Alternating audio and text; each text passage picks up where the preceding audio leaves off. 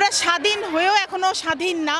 তারপর আমাদের এই স্বাধীনতা হয়তো বা ফিরে আসবে, সময়ের ব্যাপার, আশাবাদী। আর আমরা যে আজকে যেই মেয়েদের যে আমরা যে মহিলা আমাদের প্রতিষ্ঠাবার্ষিকী আমরা যে স্বাধীনভাবে আমরা একটা সমানভাবে সক্ষম মানে আমরা যখন লোকজনের সামনে চলে আসছি, মানে আমার কাছে কেমন লাগলো যে একটা সময় মাজারে ঢুকতে হলে 3টা দেওয়াল পার হয়ে আসতে হতো, তো সেই দেওয়ালগুলো আজকে আর পার হতে হয়নি, গেট দিয়ে আমরা সসম্মানে চলে আসছি মাজারের ভিতরে।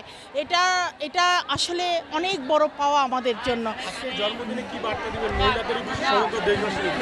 সমস্ত দেশবাসী আর মহিলা দলের উপরে আমার একটাই বার্তা, আসুন আমরা সবাই মিলে শক্ত থাকি।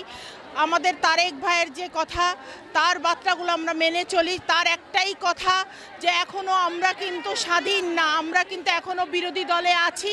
তা আমরা যদি বিরোধী দলে থেকেই থাকি, তা আমরা সেই বিরোধী দলে থেকে যেভাবে আমাদের সুন্দরভাবে বের হয়ে আসা দরকার, ঠিক সেইভাবে আমাদের যেন বের হয়ে আসতে পারি।